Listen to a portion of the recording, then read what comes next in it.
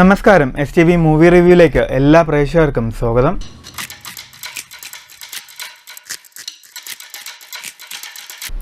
നമ്മളിന്ന് സംസാരിക്കുന്നത് നിവിൻ പോളിയെ കേന്ദ്ര കഥാപാത്രമാക്കി ഡിജോ ജോസ് ആന്റണി സംവിധാനം ചെയ്ത മലയാളി ഫ്രം ഇന്ത്യ എന്ന ചിത്രത്തെക്കുറിച്ചാണ്. മാജിക് ഫ്രെയിംസിന്റെ ബാനറിൽ ലിസ്റ്റിൻ സ്റ്റീഫനാണ് ചിത്രത്തിന്റെ നിർമ്മാണം നിർവഹിച്ചിരിക്കുന്നത്. ചിത്രത്തിന്റെ റിലീസിന്റെ ഭാഗമായി അണിയറ പ്രവർത്തകർ പുറത്തുവിട്ടൊരു പ്രൊമോ വീഡിയോയിൽ നിവിൻ പോളി ചിത്രത്തിന്റെ സംവിധായകനോട് പറയുന്നുണ്ട്, ഈ ചിത്രം വിജയിച്ചില്ലെങ്കിൽ നിന്നെ ഞാൻ കൊല്ലുമെന്ന്. ഇതൊരു തമാശയാണെങ്കിൽ പോലും നിവിൻ പോളി എന്ന നടനെ സംബന്ധിച്ച് ഒരു കംബാക്ക് അനിവാര്യമാണ്. കാരണം ഒരു നിവിൻ പോളി ചിത്രം തിയേറ്ററിൽ വിജയിച്ചിട്ടും നാളുകളായി. ഈ അടുത്ത് പുറത്തിറങ്ങിയ നിവിൻ പോളി കാമിയോ റോളിലെത്തിയ വർഷങ്ങൾക്ക് ശേഷം എന്ന ചിത്രത്തിൽ നിവിൻ പോളി എത്തുന്ന രംഗങ്ങളിലെല്ലാം തിയേറ്ററിൽ ഉയർന്നു കേൾക്കുന്ന കയ്യടി ഈ നടന്റെ തിരിച്ചുവരവ് പ്രേക്ഷകർ അത്രത്തോളം ആഗ്രഹിക്കുന്നു എന്നതിൻ്റെ ഒരു ടീസർ മാത്രമാണ്.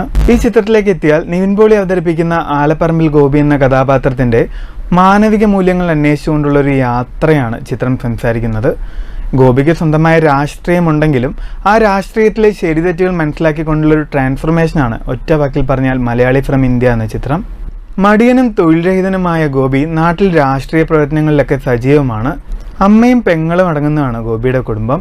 ഇപ്പോഴും അമ്മ അധ്വാനിച്ചാണ് ഗോപിയുടെ കുടുംബം നോക്കുന്നത്. ദേശസ്നേഹത്തെക്കുറിച്ച് വാചാലനാവുന്ന ഗോപിക്ക് മറ്റു രാജ്യങ്ങളിൽ ജോലി ചെയ്യുന്നവരോട് പരമപുച്ഛമാണ്.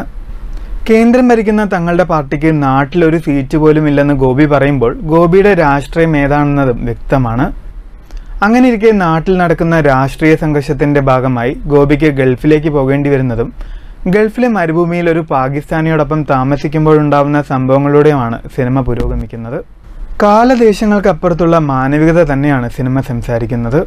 ജനഗണമന എന്ന ചിത്രത്തിന് ശേഷം ഡിജോ ജോസ് ആന്റണി മലയാളി ഫ്രം ഇന്ത്യ എന്ന ചിത്രത്തിലേക്ക് എത്തുമ്പോൾ ചിത്രത്തിലെ ആദ്യ രംഗം മുതൽ തന്നെ ഔൺസ് ഗ്ലാസിൽ അരിഷ്ടം പകരുന്നത് പോലെ രാഷ്ട്രീയം വാരി വിതറുന്നുണ്ട്. ഡിജോ ജോസിന്റെ ജനഗണമന എന്ന ചിത്രത്തിലേതുപോലെ പൊളിറ്റിക്കൽ സ്റ്റേറ്റ്മെന്റ് ഓർഗാനിക്കായി വരാത്തൊരവസ്ഥയും ചിത്രത്തിൽ അനുഭവപ്പെടുന്നുണ്ട്. അനശ്വര രാജൻ, ധ്യാൻ ശ്രീനിവാസൻ, മഞ്ജു പിള്ള, നന്ദു, വിജയകുമാർ തുടങ്ങിയവരാണ് ചിത്രത്തിലെ കേന്ദ്ര കഥാപാത്രത്തെ അവതരിപ്പിക്കുന്നത്. ചിത്രത്തിലെ ആദ്യ പകുതിയിലുടനീളമുള്ള നിവിൻ ധ്യാൻ രംഗങ്ങളിലെ തമാശകളെല്ലാം ചില ഭാഗങ്ങളിൽ വളരെയധികം വിരസതയും തോന്നുന്നുണ്ട്. ജനഗണമന എന്ന ചിത്രത്തിന് ശേഷം ഷാരിഫ് മുഹമ്മദ് തന്നെയാണ് ഈ ചിത്രത്തിന്റെയും രചന നിർവഹിക്കുന്നത്. ചിത്രത്തിൽ പലപ്പോഴുമുള്ള ഈ ഫോഴ്സ്ഡ് ആയിട്ടുള്ള രാഷ്ട്രീയം പറച്ചിൽ തിരക്കഥയുടെ പാളിച്ചയായിട്ട് തന്നെയാണ് അനുഭവപ്പെട്ടത്. ചിത്രത്തിൽ സംഗീതം പകർന്നിരിക്കുന്നത് ജെയ്ക്സ് ബിജോയ് ആണ്. ഒരു ഗാനം മാത്രമാണ് കേട്ടിരിക്കാൻ അല്പമെങ്കിലും രസമുണ്ടെന്ന് തോന്നിയത്. സുദീപ് ഇളമന്റെ ഛായാഗ്രഹണം മികച്ചതായിരുന്നു. ആകെ മൊത്തത്തിൽ സിനിമ മുഴുവൻ കണ്ടു കഴിയുമ്പോൾ എന്താണ് ഇവർ പറയാൻ ഉദ്ദേശിക്കുന്നത് എന്നതിലൊരു വ്യക്തതയില്ലായ്മയും അനുഭവപ്പെടുന്നുണ്ട്. ചിത്രം ആരംഭിക്കുമ്പോൾ തന്നെ സ്വദേശത്തെയും വിദേശത്തെയും ചന്ദ്രനിലെയും ഏവർത്തിലെയും എല്ലാ മലയാളികൾക്കുമാണ് ചിത്രം സമർപ്പിച്ചിരിക്കുന്നത്. പക്ഷേ ഈ മാനവിക മൂല്യങ്ങൾ മലയാളികളുടെ മാത്രമുള്ള കുത്തകയാണെന്ന രീതിയിലുള്ള പ്രസന്റേഷൻ പേഴ്സണലി വിയോജിപ്പാണ് തോന്നിയത്.